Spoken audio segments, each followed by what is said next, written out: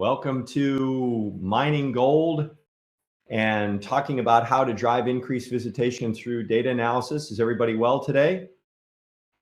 Happy Thursday.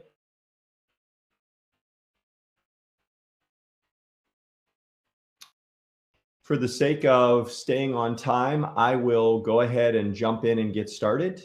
I'm Jim Harenchar. I am the president and CEO of Response Marketing Group. And just a little bit of background for those of you who are not familiar with our firm. We're located in Richmond, Virginia. We originally started in 1986. So we, in October of last year, celebrated our 36 years in business. We're now into 37.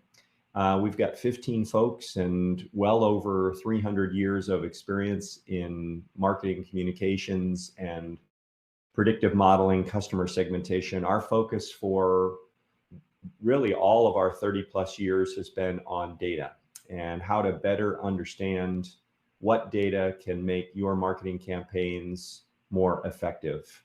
We're very channel neutral. So back when we started in 1986, there was only two channels, telemarketing and direct mail. And so our focus was on helping folks to understand what works and what doesn't. Obviously, with the proliferation now of channels, there's a lot of options available to you and ways to be able to spread your budget. So we're focused on working with clients to understand what are the best channels and how to generate the greatest return on investment. As it relates to the hospitality industry, we actually started in 1994 with Disney's Vacation Club, back when it was okay to use the word timeshare. And we helped them to be able to identify households that would be likely to purchase a week of timeshare as they were expanding their holdings outside of the Orlando area. Since then, we've worked with more than 75 hospitality clients, which includes state tourism agencies, various size DMOs, small and large, resorts and attractions from all over the United States. You can see just a few logos we have on the bottom of our screen. But at a real high flyover, that's a little bit of information about Response Marketing Group. Our discussion today was really focused on data and kind of the why, what, and how behind data. We like to say that data is like gold to a marketer in the sense that you're sitting on a valuable asset that you can potentially monetize, but certainly you ought to fully leverage to the extent possible. And I think collectively, we all intuitively know that. We've probably sat in various sessions at conferences similar to this over the years and heard it said over and over again. Yet the reality is, and this is a McKinsey consulting data point, not one from RMG, but 76% of marketers would confess that they really don't make full use of data from either their online marketing or their targeting to the extent that they should. And so what is it that we hope to help you accomplish today as we have this conversation? It's really gaining a better understanding of what are the available data points on your inquirers, those that are coming to your website, whether they're walking into a visitor center, whether they're walking into your location, whatever that is, museum, festivals, events. And how can you get more information on those individuals? How do you target individuals and households? Obviously, there's been a lot of focus on diversity marketing and understanding the difference between interests based on ages, ethnicities, all kinds of different demographics. So how do you get that information to understand who your most responsive target audience might be? How do you serve them relevant ads? Obviously, the family that has young children that's still worried about purchasing diapers looks at advertising one way versus the empty nester who's in their mid 60s or early 70s, might have no hesitation about getting in a car and driving 6, 8, 10 hours to an event, a festival, or a destination. So how do you serve those ads to those populations so that you can get the greatest level of engagement, open rates, click-throughs, those types of things? Obviously, how do you maximize your profits? At the end of the day, almost all of us are funded either through private donations, through allocations of legislatures, through partners and sponsors.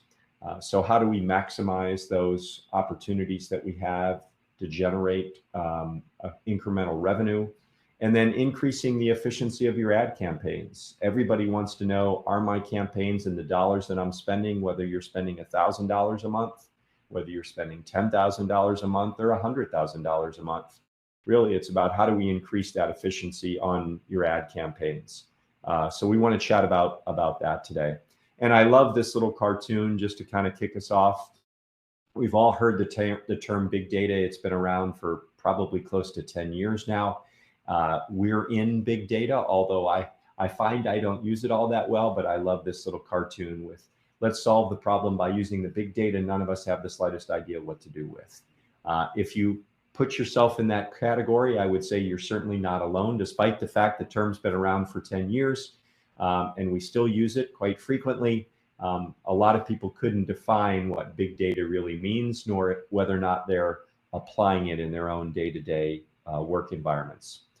So one of the things we want to kick off here is, what are the kind of most important things as it relates to data that you should be thinking about as we go through the next 15 or 20 slides here in our time together? I always advise clients that the greatest end output of data is the ability to collect and monetize the audience data that you have or you don't have. So what visitor and inquirer data have you collected over the past 10 years? We're having a lot of conversations and have in 2022 and are having even more so already in 2023, is how do we measure the impact that the COVID years have had on our destination, on our marketing, on the effectiveness of our marketing? How has it changed the behavior?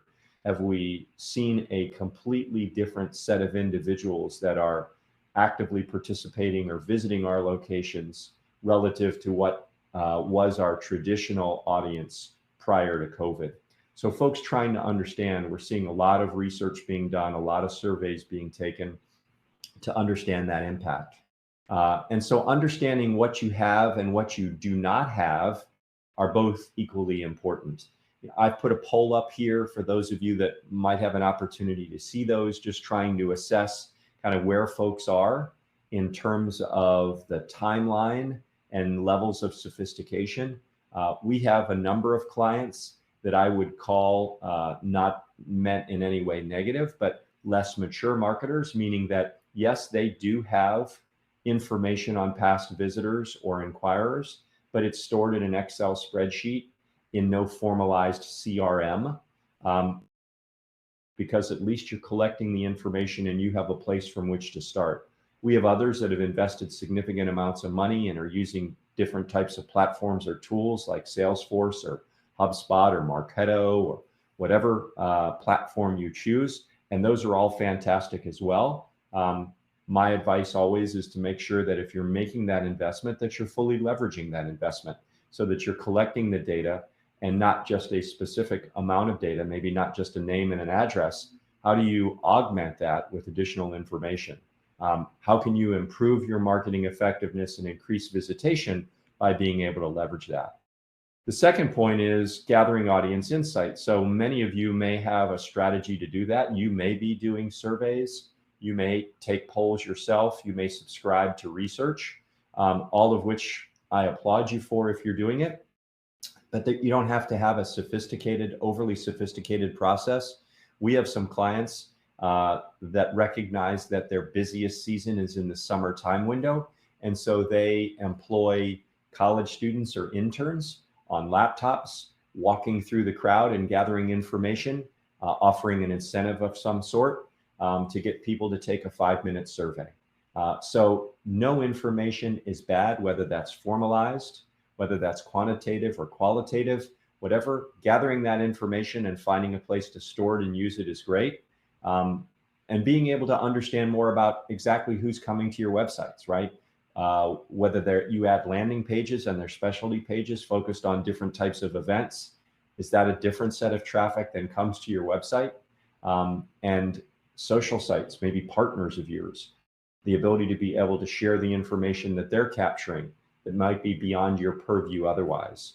And then lastly is understanding, gathering data on the success of your campaigns, right? We call it hard data on the ads you deploy. Which ad channels are generating the highest yield? I know that we've got a lot of clients that dabble in almost every platform across the entire social landscape. Plus they're doing targeted email. Plus they're doing, as we refer to it, above the line advertising. So they're doing radio, TV, outdoor. And so how do you assess the success of those? We're going to talk a little bit more at the end of this session about ad tech and the new technology that exists that allows you to be able to better measure the success of landing pages and the traffic on your website. But certainly partners that are either sponsoring activities or providing funding also want to understand, how can I monetize the data that you have or the data that I have? We can work together. So we have clients, for example, in towns that are very big college football locations, and they want to understand, how do we create packages that our partners can be able to take full advantage of? And we recognize that the average stay length of those coming to town is 2 days, not just one night. And so can we package that with restaurants, lodging, and tickets so that we can maximize the profit potential and extend the length of stay of those individuals?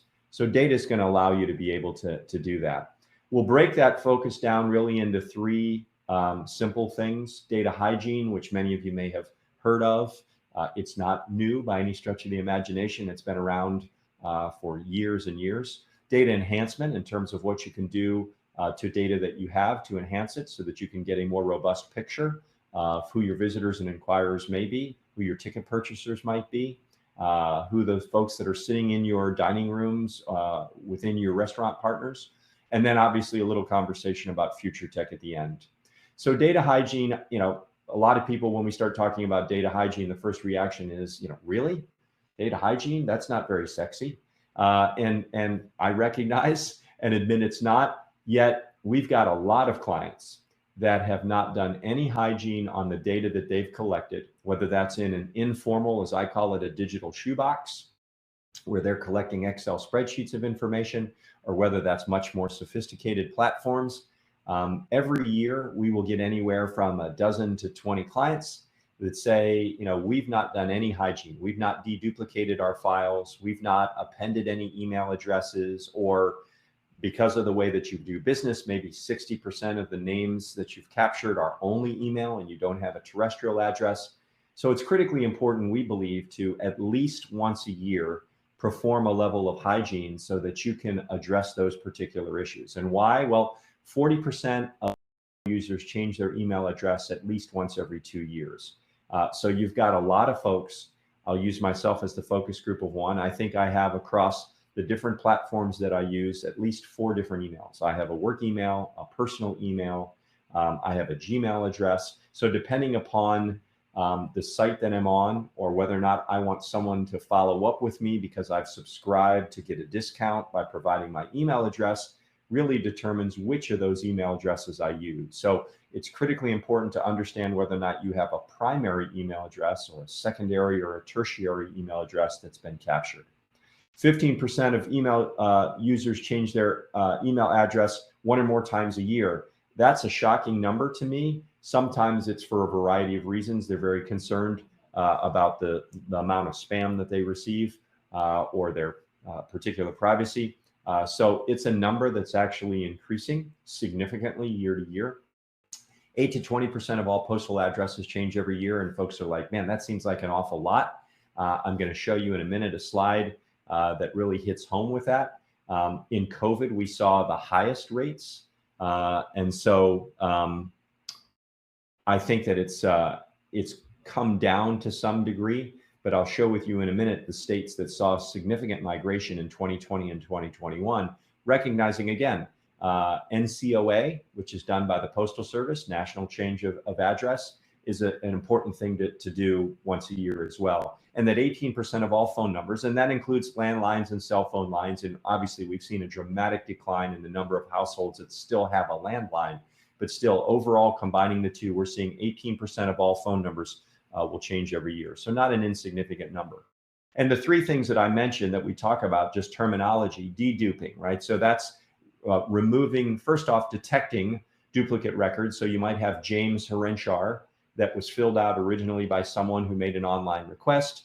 And then later on, I filled out a form myself, and it was Jim Harenchar. So you might have duplicate records and you want to eliminate those. We call that dedupe. NCOA, I referred to, it's done by the US Postal Service, National Change of Address. They update that. You can subscribe to that at a relatively low cost. You can outsource it to someone like ourselves or a lot of other companies that do NCOA. It's a very nominal fee for them to go in and identify and update any records of individuals that have moved within the last 12 months. And then reverse appending is if you have an email address and don't have terrestrial, we can match that. The rates of matching on that are typically in the 30 to 50% range where you have email matching terrestrial, and vice versa. If you have terrestrial but you don't have email, those rates are anywhere from 50 to 70%. So I see in some of the results from the polls, it looks like we've got a few more folks that have almost everybody has some form of a CRM. Looks like one person does not. And a little bit more have formal rather than informal. So good to know. I mentioned deduping. Why is that important? We worked with a very large southeastern state that had provided us with 3.3 million records of all individuals that had requested a visitor guide or had walked into a visitor center or that they had fulfilled any other type of request. After we did the deduplication, and they had one of their charters was anybody that was in their database annually received a new visitor's guide. And so that meant they were spending between print, letter shop fulfillment, and postage on an annual basis between $3 and $4 for every one of those printed visitors guides. And we identified 1.1 million duplicate records out of their 3.3. So 33% of their entire file was duplicate records. So you had information at $3 to $4 a pop, $3 to $4 million tied up in unnecessary expense associated with something as simple as deduplication. As I said earlier, anywhere from 8 to 10%, 8 to 20% of households move every year. So in 2020, we had 10%. And then on reverse appending, I gave you some of those match rates earlier. Here's just a quick little chart that shows the top 10 states. This is from 2021. And so you can see the most people moved to Florida, and they're all in green. Florida, Texas, and California were your top 3 states. That was your in-migration.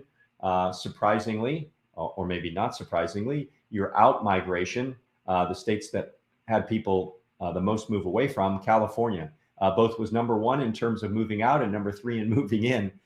So you can see the top 10, which were for out-migration, was California, Texas, and New York. The Southeast has seen any of you that are in that region, kind of the 9 to 10 Southeastern states have all seen significant migration, Florida being obviously number 1 there, but you can see the other states around that, North and South Carolina, both in the top 10, Georgia in the top 10. So lots of movement in those markets. As it relates to hygiene, so when we will sit down and get a file from a client, this is a small to mid-sized regional DMO that originally provided us all of the records that they had acquired over a 10-year period, which was 375,000 visitors or inquirers. Some of that data they had gotten from partners. Some had come in from form fills on the website. Some were call-ins, walk-ins, all of the different sources, 375,000. You can see when we perform hygiene, the numbers as they come down, right? So when we match that, we had nearly 100,000 of those 375 where a person had provided an undeliverable address, or the address that they had provided did not exist and was not in the US Postal System service.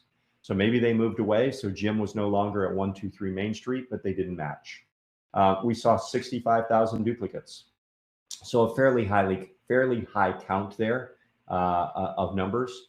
In terms of just plain unmatched, doesn't mean that that individual nor that address do not exist. We just didn't see Jim Harenchar at 123 Main Street based on the information that had been provided from the client.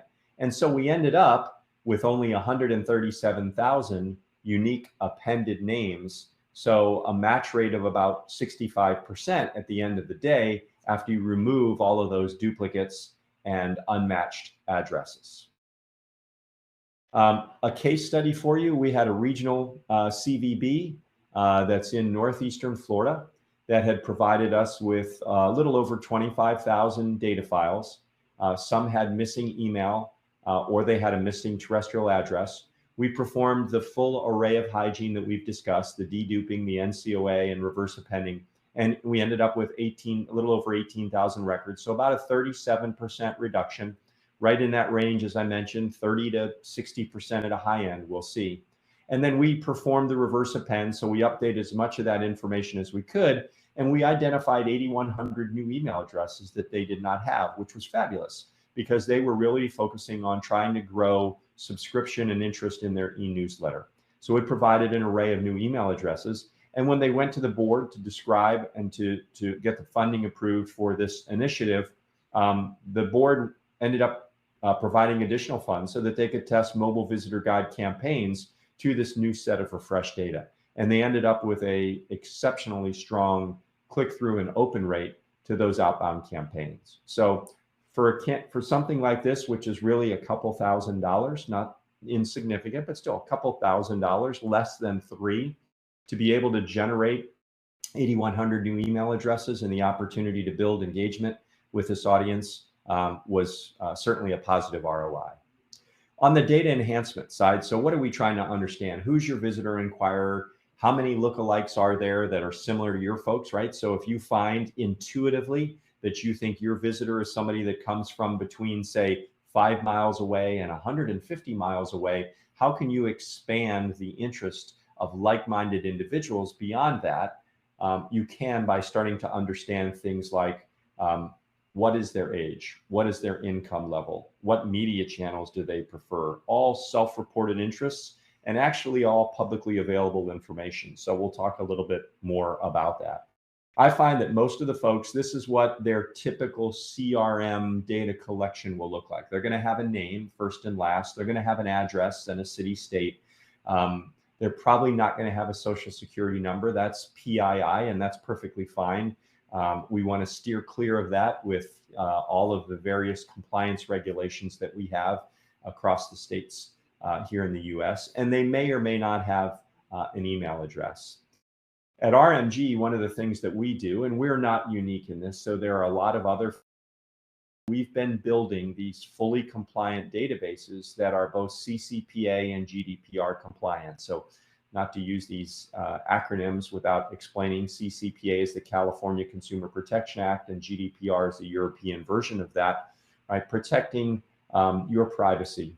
And we follow that very closely. Obviously, anytime you broach that or breach any form of a privacy regulation by state or internationally, there's significant monetary consequences. But there is a lot of publicly available data. And surprisingly, as this list appears on your screen, you might look at some of these things and say, I can't believe that's publicly available data, but in fact it is. And so firms such as ourselves will routinely license or subscribe to receive that type of information. And it's things like mortgage records. So believe it or not, when someone applies for a mortgage, that mortgage is ultimately closed. And then that mortgage data resides within the locality, whether you're in a county or a parish or whatever, that you can go and you can look up that information. As it relates to things like registration surveys, all of that is publicly available data, subscriptions, for example. So we will take this information, enhance the number of demographics that we have, and provide that information back to folks when they request it and they want to add demographics and enhance the view of who their visitor might be. We tend to work with what I'll call a basket of funds, and a basket of demographics. So it's things like what county do you live in, age, gender, marital status, income. That's self-reported data. So if you did submit a mortgage file, tax records, those types of things typically are all provided. And so you can pull income information. It may be dated because, again, we're relying on self-reported information. So it could be a couple years old, depending upon when a mortgage file or a home purchase was made. But at least it gives us a benchmark of where to start from. Okay? So these are key demographics or self-reported interests that we will typically advise our clients to append to their file so that they can get a better picture of who those individuals are. So where we started with Jane before, now we can enhance that to understand that Jane went to college. We can potentially get information like what degree did she major in. We know she likes cars because in her household, there's 3 cars and only 2 individuals. We know she buys pet supplies. All of this publicly available information that we can source and that we can use now to be able to understand what is it that Jane has interest in and make sure that any messaging that we're doing, direct mail, email, social, targeted display, is all focused on segments of the population that align so that the messaging and the imagery all resonate that much better. We do some mapping for clients, so we'll take that data and we'll overlay their terrestrial address to understand where their visitors or inquirers are coming from. So within this red box, for example, we had a client that was in the central US. This was the primary point of origin of their visitors. You can see the lighter blue means that there was a higher concentration of individuals. The darker blue means it was low. Gray means there was nobody from that area. And you can see they're located kind of in the central part of that box. And what we're able to provide back to clients, and you can do this with a variety of sources. It's certainly not unique to Response Marketing Group, but get a sense of, what are the age ranges? So as I segment, in this case, the client had 23% of their visitors and inquirers between 45 and 54, 53% were female. You can see how far away they came, what percentage had kids. Now you've got a very robust picture of who your visitors are, or it might be people that were on that filled out a form on your website and requested more information, which is a great segue to lead us to future tech, right? So how can I get more information in some of the new and advancing ways? I saw a question pop up, what is the biggest trends you either fear or are excited about? I'm going to show you some of the things that we're excited about, which are becoming more and more common in our industry. From a fear, I'll say some of the things we're monitoring closely is states across the US are all looking at ways to be able to empower we as consumers to either restrict the amount of data that's being shared or that outside sources have access to. Obviously, California is the leader in that space, but we just had 3 new states this year that adopted new privacy policies. So all of us as marketers, both sides of the aisle, meaning that you as a DMO or an attraction or a resort, just as we as marketing partners have to be careful of what we do. Virginia happens to be one of those states. The bar is not as high in Virginia with the new legislation and regulations as it is in the state of California, but it's certainly different from the state of North Carolina. So you have to be aware of those things. And I think that if I use the term fear, one of the things we're watching very closely is, will the federal government ultimately take this up and set a set of regulations and requirements that we all have to play by, or will that be left on a state-by-state basis? And then how do we as marketers respond to that? So the first thing I want to talk about is what we call gathering visitor intelligence. And I think that future tech, ad tech as another general phrase, is a great way to do that. Many of you, I'm sure, have heard of geofencing. Geofencing's been around now for close to 10 years. It's taking 3 cell towers, triangulating those cell towers, and if you or I as individuals with a mobile device walk inside of that triangle, then we're going to get pushed some sort of messaging. A great adoption of this is if anybody uses Waze, the GPS service. If you ever notice when you stop at a red light, you might get a pop-up that appears on your phone from McDonald's or from Wendy's or from somebody. That's geofencing. That's simply identifying in real time a device that's inside that frame and pushing out a message. Where the market has moved to is a term we now call geoframing. And opposed to just using 3 cell towers and triangulating, we're now using latitude and longitude to be able to custom map locations. This is an opportunity that we pursued with a client in Georgia that was hosting the Ironman, the national U.S. Ironman Festival. And so they wanted to map the course, which was uniquely configured, as you can see here in this image. And so using latitude and longitude, we now have no restrictions in terms of what we can capture. A frame can be as small as, theoretically, this little office that I sit in. It could be as large as a city. It could be as large as the state. It could be as large as the entire East Coast. It just comes down to the amount of data that you're analyzing when your frame gets larger. You can have frames inside of frames. You can have frames next to each other. And what's the practical application for this, you ask? Well, we've been talking to states for quite some time about understanding, who is coming in and out of the state. Because we're data analysts and it has been in our DNA for 36 years, it's easy for a hotel to understand that Jim Harenchar actually stayed in my hotel last night because he made a reservation. He either checked in at the front desk or he presented himself with a mobile device. On the other hand, the state of Georgia never knows if I step foot in that state. And they're spending significant amounts of money to attract me and to make me aware of different events that occur, yet they never have the ability to fully close the loop like our hospitality partners, our hotel partners do. And so ad tech is allowing us now to be able to, by using mobile devices, understand who the individuals are that are actually in our markets, whether they're coming in and stopping at the visitor center, whether they're attending festivals, concerts, sporting events, amusement parks, racetracks, conferences.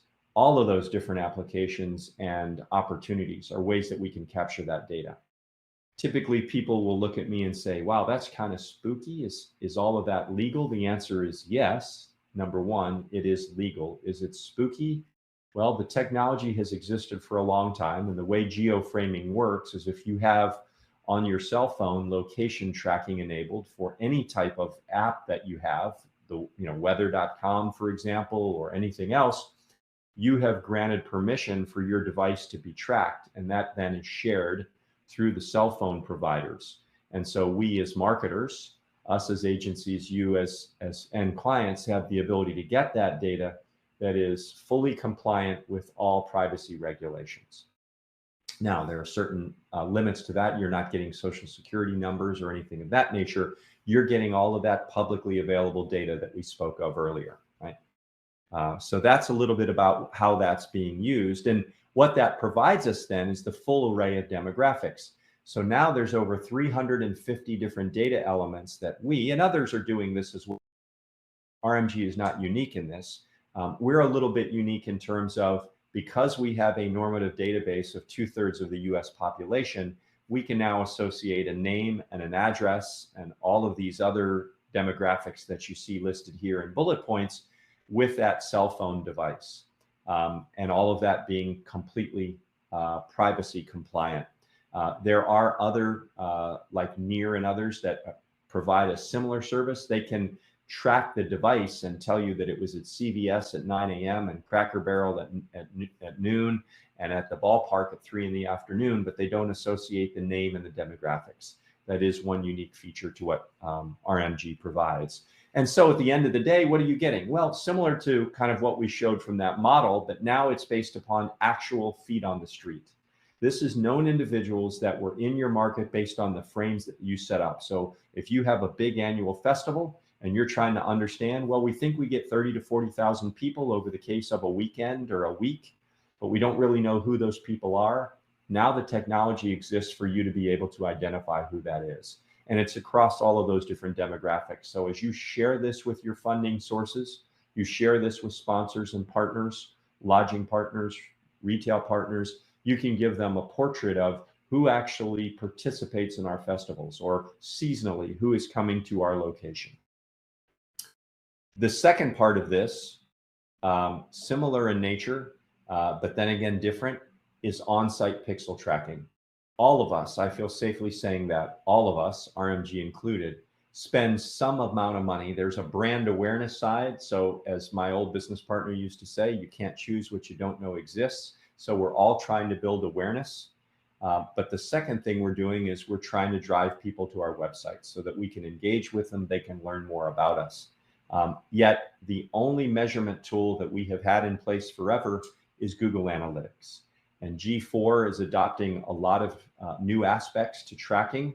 But one of the things it can't do is provide you by name who those individuals are. And the reality is, we've spent years studying this. About 95% of all of your site visitors, the first time they come, provide no information. So they're not filling out a form or contact us or requesting information. So maybe on a secondary time they come to visit or a third time they come to visit, they might. But those numbers don't decrease significantly. You still see anywhere from 70 to 95% of your site visitors never identifying themselves. And so Smart Pixel is something that we developed with the ability to be able to identify exactly who those people are that are on your website. We clearly provide the information on what we're tracking on your homepage. You might have seen this. Many of you may already have some sort of privacy statement like this, but we clearly let the user know that we're gathering information in a pixel that's embedded in the page. We also detail that on the privacy policy, and so there's a click if they want to link to that. So we're getting that information. If they want to opt out, they can, in which point we obviously do not fire the pixel to capture any of that site behavior. Now, I know this is an eye chart and probably no one can read this, but this is just an extract of the type of reporting that we provide. This is one snapshot of that. So at the end of every month, our clients actually get a report, an Excel spreadsheet that tells them in detail who were their website visitors. Now, we're not capturing 100%. We're capturing about 50% of all of the site visitors, but that's still 50% more than most people know now.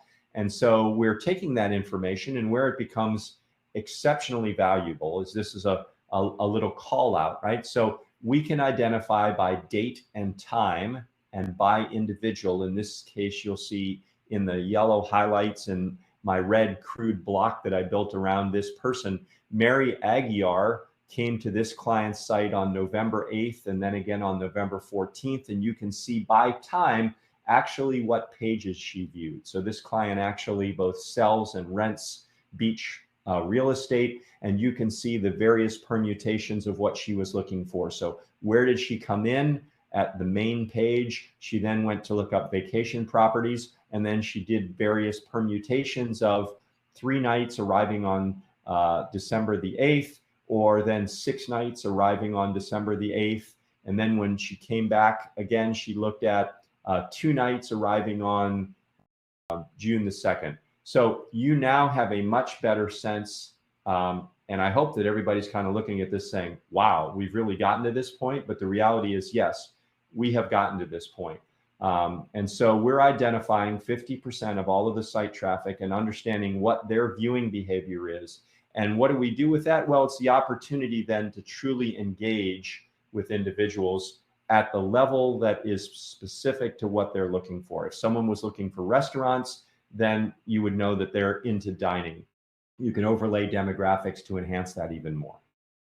So if you feel like you've been nearly drowned with information and data and you've got to take a breath, I can completely understand. I'll tie this up as we're closing in on the end of our session, and I do want to leave some time for questions. So what does all this mean? What is data going to do for me? Why should I even bother? Or how can I get better at what I'm doing? If you're gathering insights now, wonderful. We hope that this will empower you to do even more.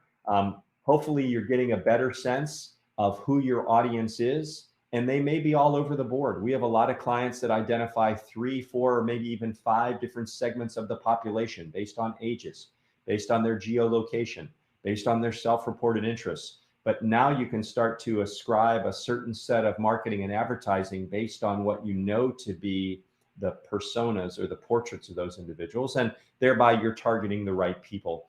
Hopefully by delivering the right message, you're seeing that there is a lift in open rates or click-through rates or engagement rates, or the ultimate is occupancy in your lodging partners or participation in attendance at your events. And then at the back end, right, we're advocating to measure all of these results, as we said at the outset. Understand which of the platforms that you use and where that money that is being allocated is generating the greatest return. A couple metrics for you to validate that, and obviously this presentation is available for you to look at as well.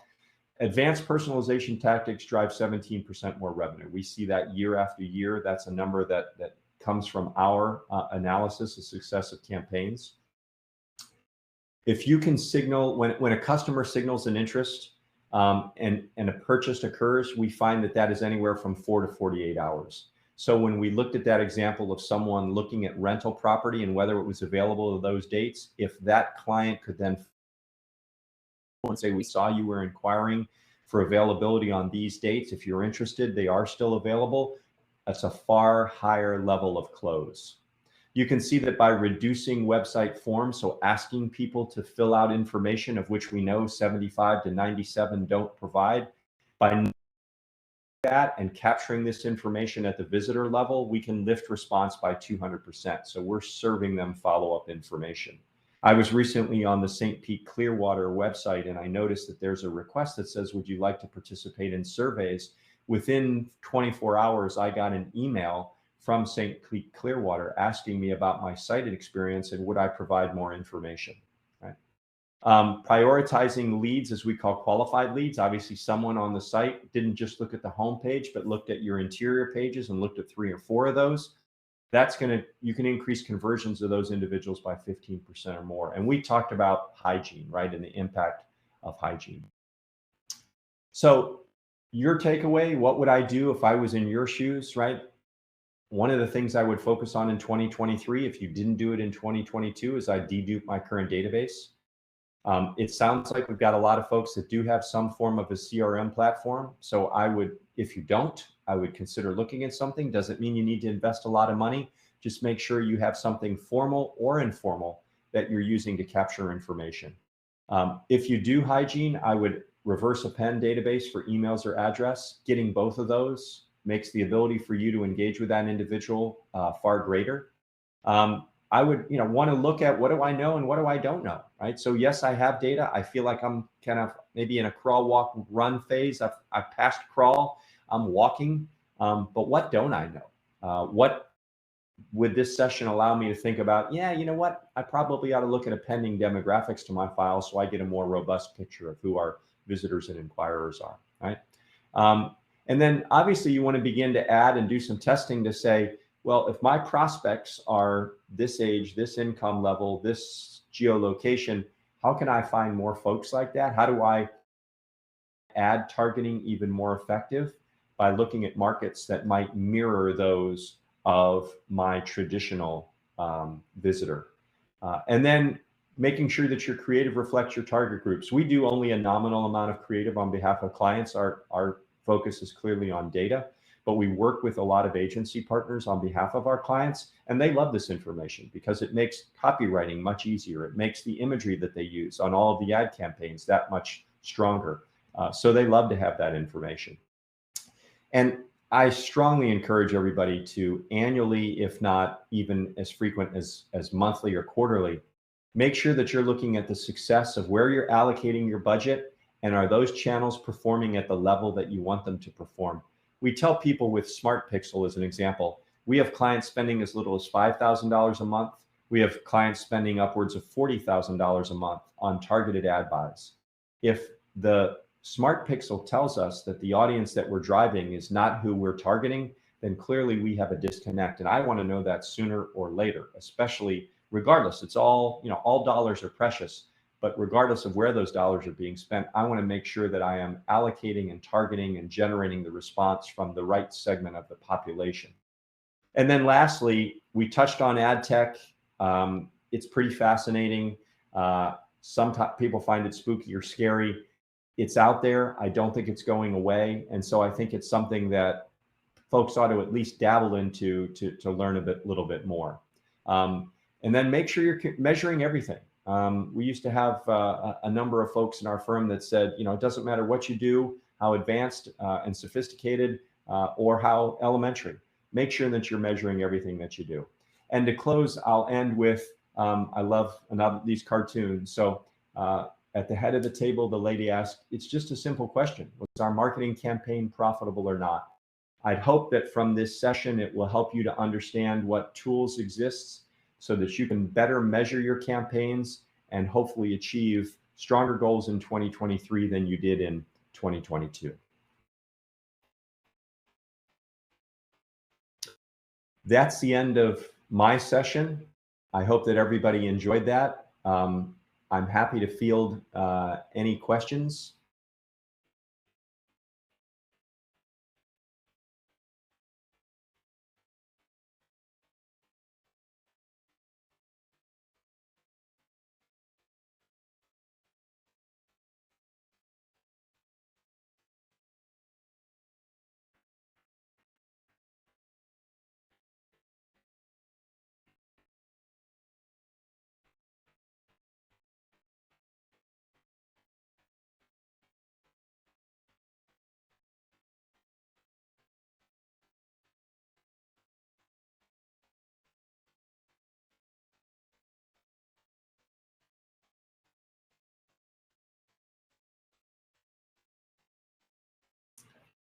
Well, not seeing any questions, I will wrap up and say that, again, I know that this presentation is available, and so you can get a chance to look at it and hopefully use it effectively in your application.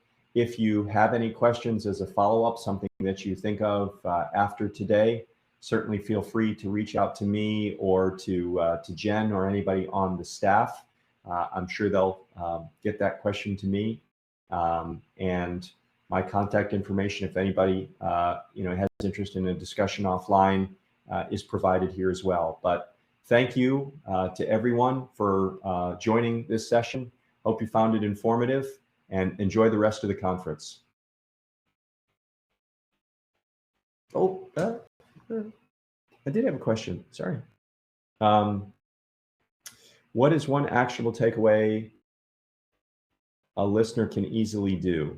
Well, I would say that, again, back to hygiene, because people, it's not sexy, but there's dollars associated with it. I think that depending upon kind of how much data you have and where you are in the spectrum of kind of crawl, walk, run with your marketing, if you haven't done hygiene recently, I would say that's the best ROI that you can get. You're removing any duplicate records, so you're not spending money or communicating with folks that haven't provided the correct email address, or you're sending 2 pieces of mail out to someone, or a postcard, or duplicating your email efforts. So I think it can certainly and make your targeting more effective. So that's something I would absolutely recommend people do. And then beyond that, the demographics, if you want to append demographics. So we always think there's a core 10 that are good: age, income, presence of children, net worth, level of education. I'm happy to share more of those. You can get demographics depending upon, again, the size of your file for pennies. So we're not talking about a significant investment. For say a basket of 5 key variables might cost you $30 a thousand. So 3 cents a name, very, very inexpensive. And then adding that to your CRM, or if you don't have a CRM, adding that to the information that you do have, so that you have a much more robust picture of who those individuals are, I think would be very helpful. So I would say that's one easily actionable, and there are dozens, hundreds of companies in the market that provide those services. Many big national firms like Axiom, that you may have heard of, Epsilon, Experian, all of your data bureaus. So that's a resource.